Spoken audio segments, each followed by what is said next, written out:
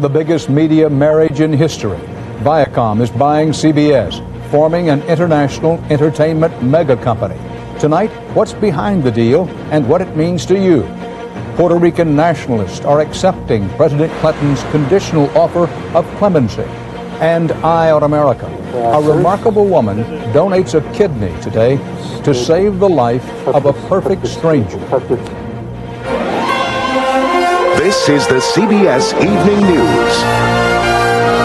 With Dan Rather reporting from CBS News headquarters in New York. Good evening. A new multimedia giant will soon control an enormous amount of the entertainment seen, read, and experienced by millions of people around the world. Viacom is buying CBS, parent of CBS News, for a price of about $36 billion. The merged company, it is said, will have assets valued at about $80 billion. This big new company brings under one umbrella some of the best-known franchises in media, from CBS TV to MTV, from Imus in the Morning to Nick at Night. Correspondent Anthony Mason begins our coverage. The superlatives were flying as Viacom and CBS announced the biggest media merger ever. Just how big? When you think about the new Viacom, you really only have to remember a single number. That's number one. Wall Street agreed a new media colossus has been born. The pieces are enormous. There will be very little that can touch it. Coming together in the merged company will be the CBS television network, the UPN TV network, 34 television stations, the nearly 200 radio stations owned by Infinity Broadcasting, Paramount Studios, the cable channels, MTV, VH1, Nickelodeon, Showtime, and the Nashville Network, Blockbuster video stores, and the publishers Simon & Schuster. This is as diverse as you can get, and tremendous power in every single one of their categories. They will rank in the top 3 in everything. We truly believe we are the 21st century media company, and there is no other company that could serve the audiences that we have. The marriage will also unite two notoriously aggressive media titans. Viacom's 76-year-old chairman Sumner Redstone pushed aside his 2 top aides. I insisted that Mel come with the deal to make Mel Karmazin of CBS the new company's president. It may be called Viacom, but all operations will report to Karmazin. And I personally want you to know again how much I'm going to enjoy working with Sumner and making Sumner's stock worth more than Bill Gates' stock. So that's my goal. The merged company may have to sell off some TV stations to satisfy FCC ownership limits. But analysts believe the biggest media merger in history will get the go-ahead, and bigger mergers may follow. Anthony Mason, CBS News, Boston. Beyond Wall Street and corporate boardrooms, both Redstone and Karmazin insisted today that what they call the merger will be good for the audience at large. We asked CBS News correspondent Sandra Hughes to check into that for you.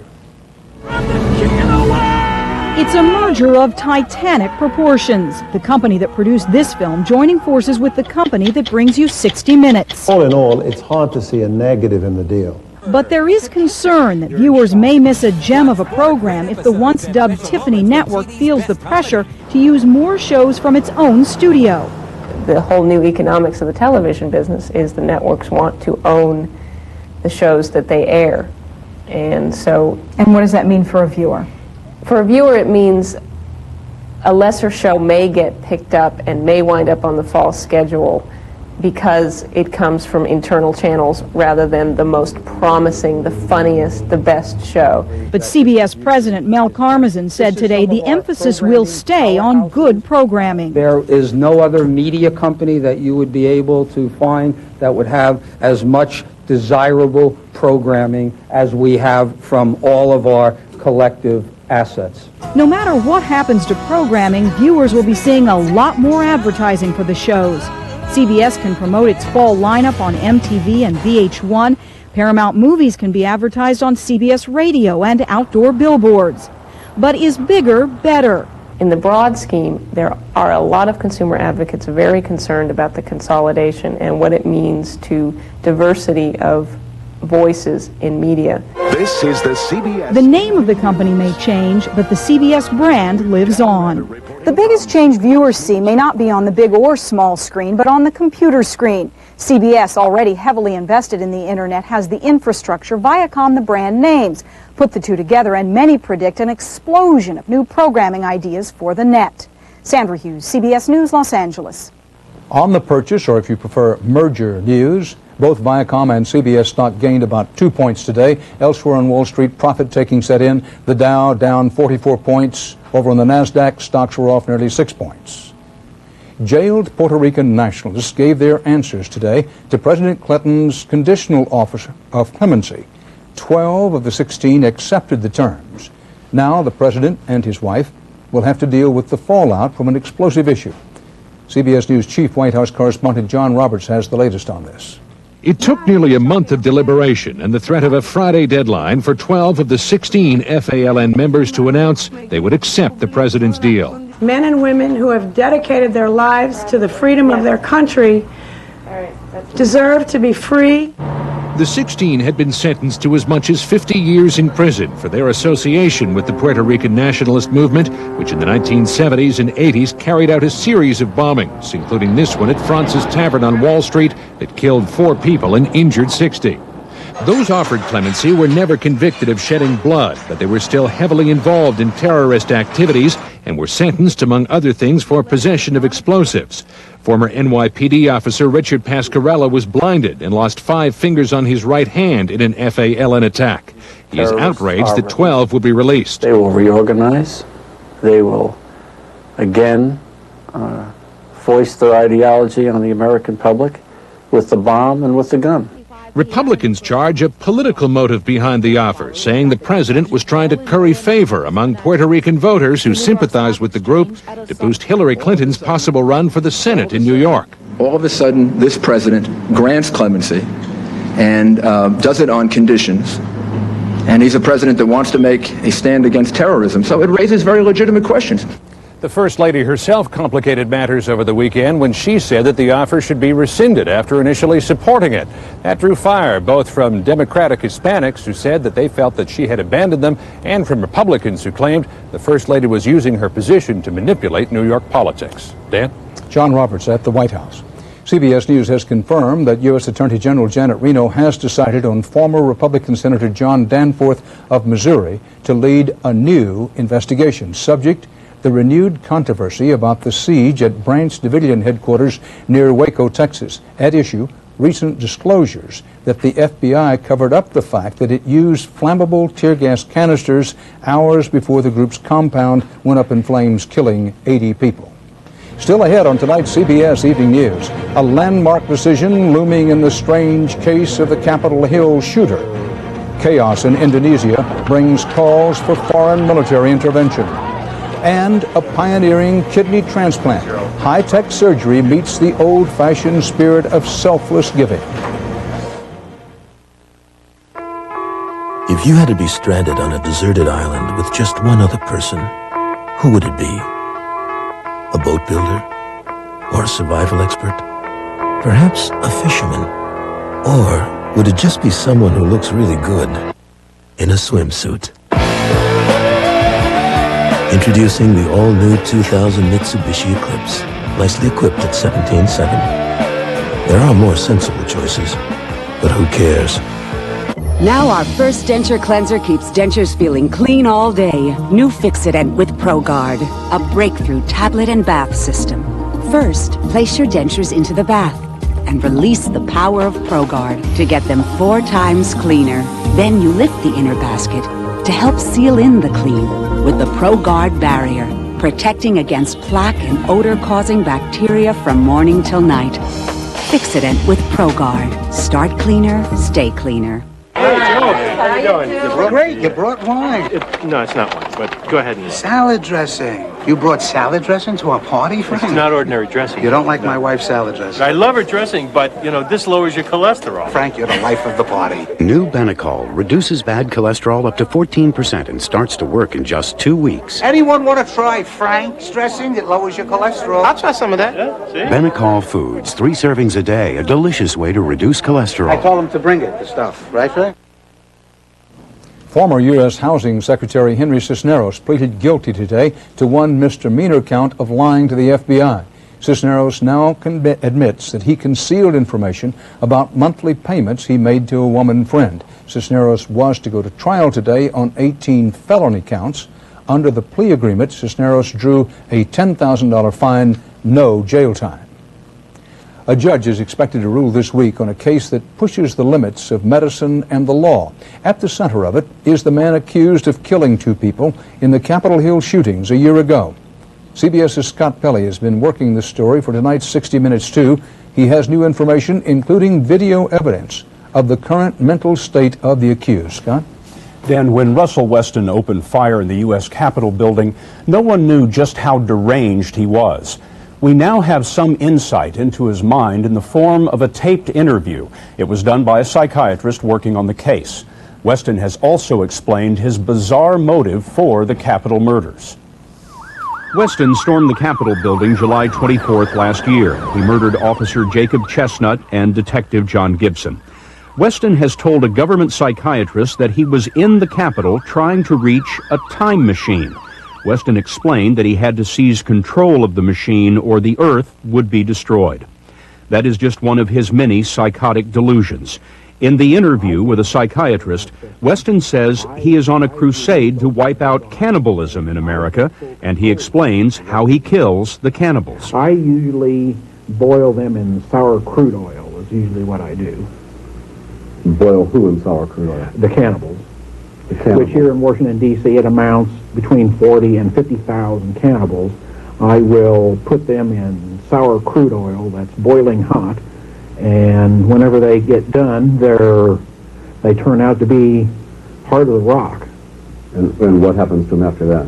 Well, they're usually deceased. Usually then I put a rope on them and I hang them up around Washington, D.C., and all of the rest of the people who see these blackened corpses all over town know that cannibalism will not be tolerated.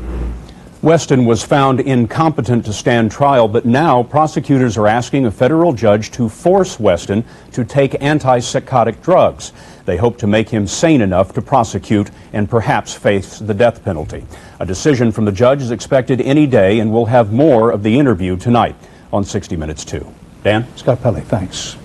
What could be a record settlement in a landmark antitrust case, the Washington Post reports a tentative deal by 6 of the world's biggest vitamin suppliers to pay more than $1 billion to settle charges that they conspired to fix prices. The money would go to hundreds of food and beverage companies that bought the vitamins in bulk, not to consumers.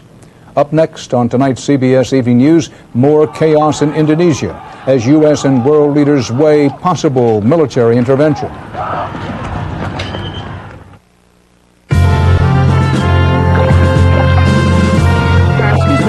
Coming through. Hi-ho, Kermit the Frog here as Washington crossing the Delaware, announcing the new 50-state quarters from the United States Mint. Special effects. Each quarter tells something about the state it represents. This one's New Jersey. There'll be a new quarter about every 10 weeks. Are we there yet? 50 state quarters from the United States Mint, the most exciting change America's ever seen.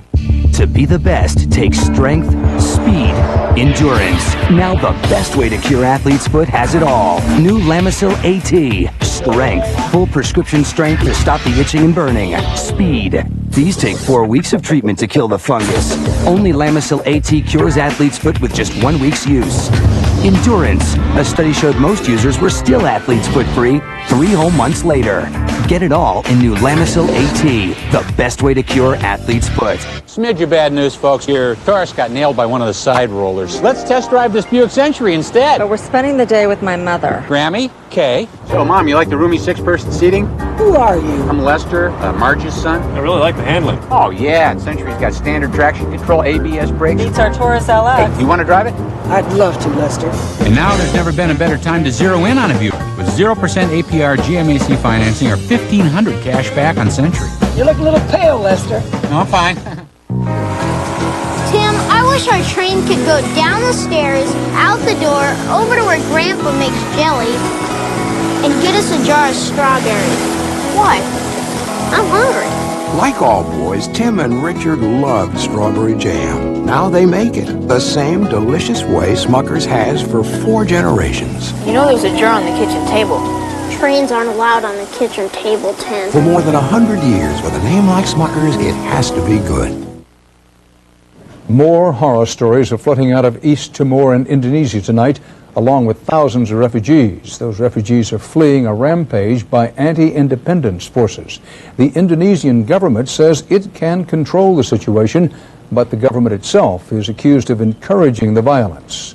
This latest trouble broke out last week when the United Nations announced an overwhelming majority of East Timor's people had voted for independence from Indonesia.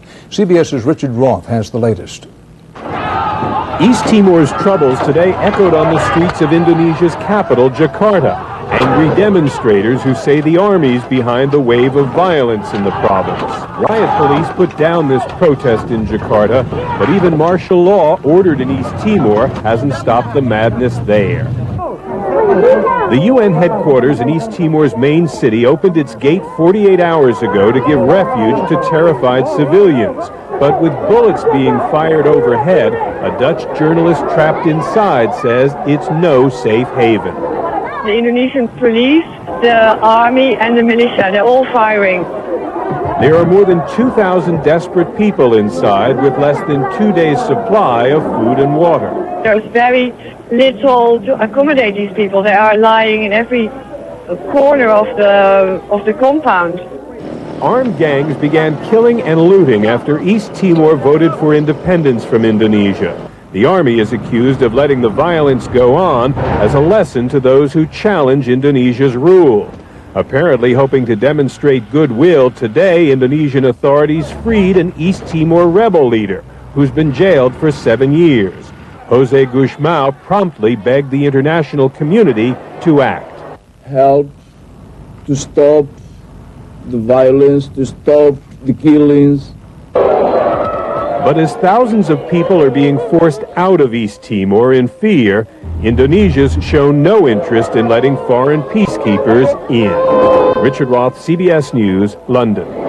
A spokesman for President Clinton says the U.S. will not decide whether to send forces to East Timor until at least after a UN delegation returns from the island later this week. In Athens, Greece today, the strongest earthquake in almost a century left at least 30 people dead. Rescue teams immediately began a frantic search through the rubble for dozens of missing people. Most of the damage and casualties were in the working class areas.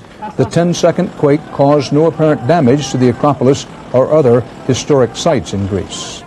Straight ahead on the CBS Evening News, a crisis in South America that's bringing calls for, quote, emergency action by the United States. My feet are killing me. You need new Podiasin Soak and Massage Gel. Only Podiasin dissolves in water for instant pain relief, then rubs into open pores for deep, lasting relief. The pain is gone. New Podiasin Soak and Massage Gel. Does tossing one of these into your tank kill germs? Well, here's one way to be sure. Lysol Continuous Action Automatic Toilet Cleaner. It not only cleans, it kills germs. No other automatic toilet cleaner kills more. You have our word on it. While paramedic Dave McLeod checked the equipment before the day's first call, someone else was on Realtor.com helping Dave's family search for their first home. Later, as he was racing to his sixth call, someone else was at the bank reviewing Dave's mortgage. And while Dave was helping deliver a healthy set of twins who couldn't wait for the hospital, someone else was delivering his cashier's check to the title company. You've got a life. We let you live it. We're Realtors. Real estate is our life.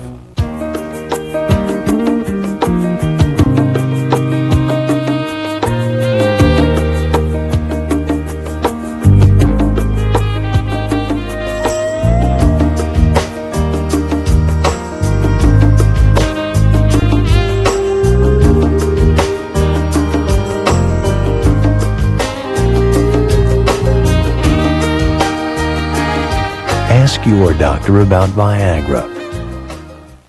Nancy will have to see from near to far almost 1,000 times today. Her eyes will focus on 40 labels, 60 charts, and 100 smiles. And in all that time, she'll never once think about the science that allows her to focus instantly at all distances. Nancy just knows that her Verilux lenses help her see better. And for her, that's a very comforting thought. Verilux, the comfort of better vision. For more information, call toll-free 1-800-VERILUX. Colombia, the country that supplies most of the cocaine and heroin on U.S. streets, may indeed be in need of, quote, emergency U.S. aid.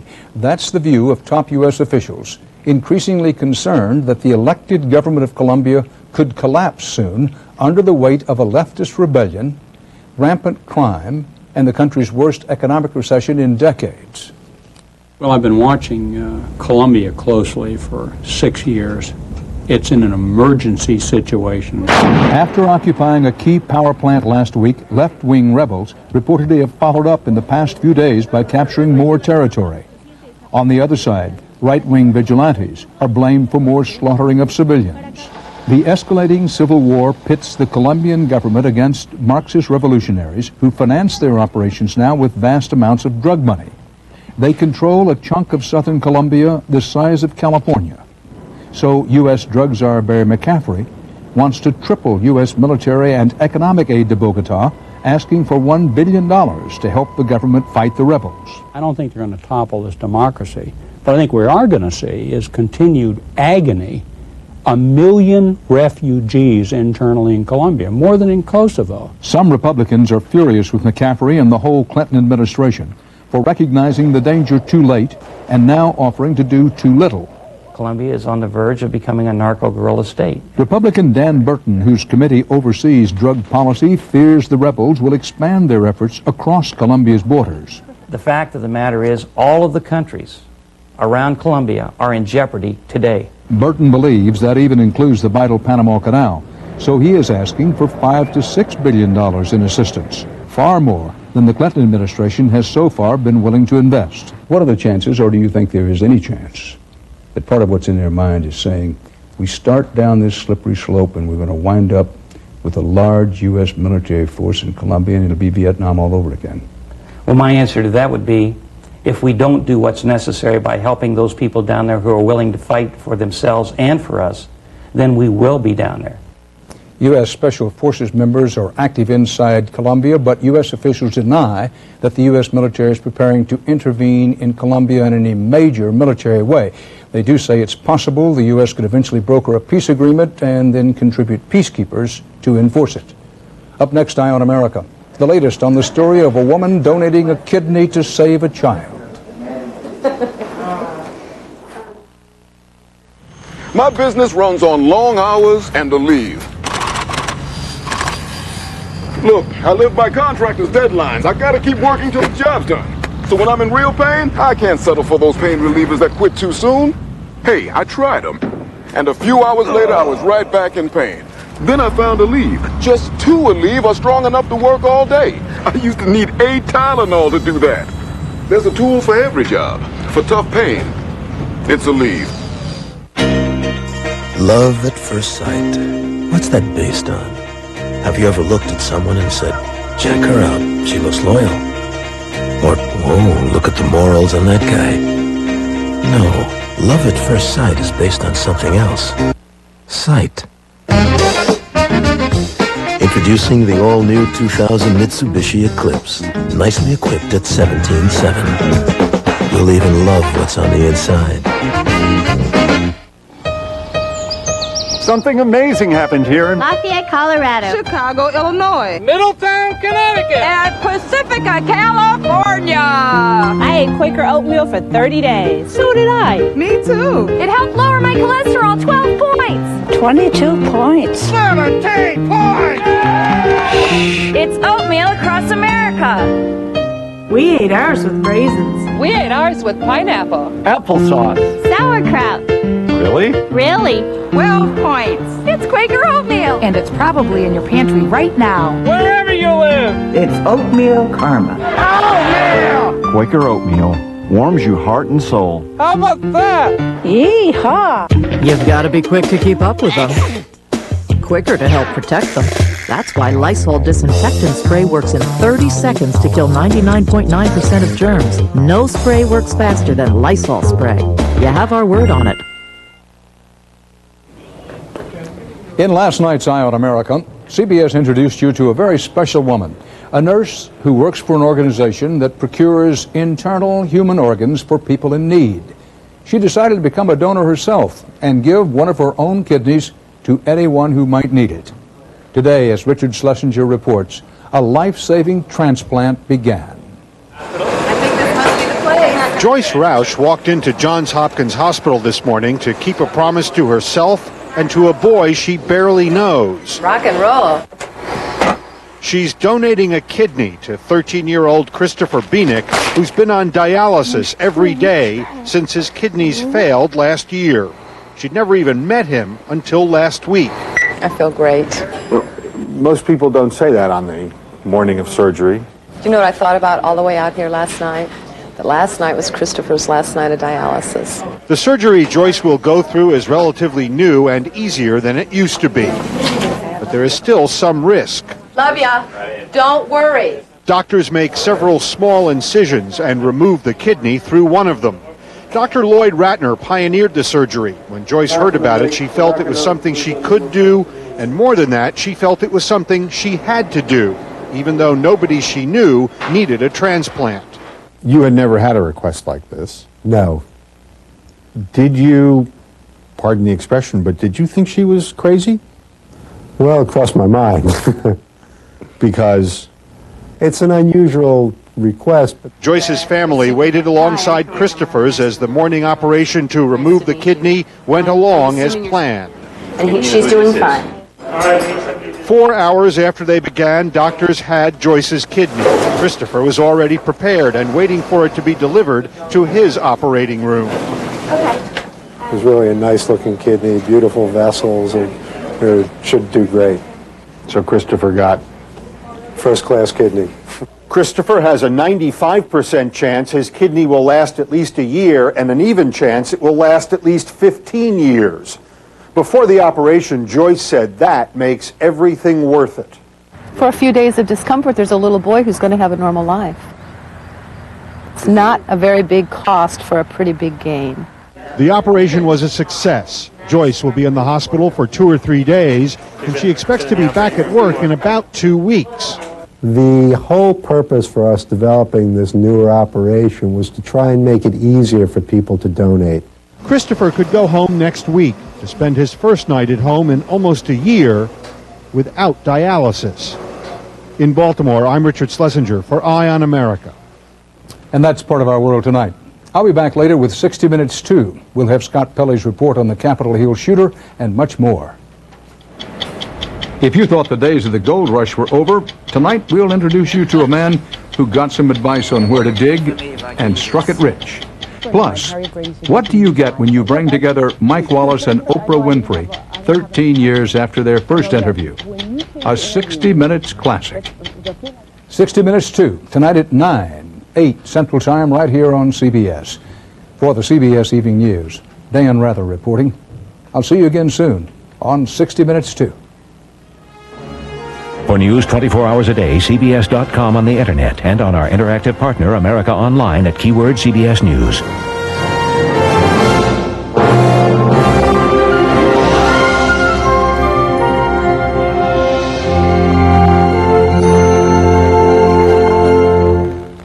He had a permanent temp job for 3.5 years. Would you work that long without benefits? Millions do. Eye on America tomorrow on the CBS Evening News with Dan Rather.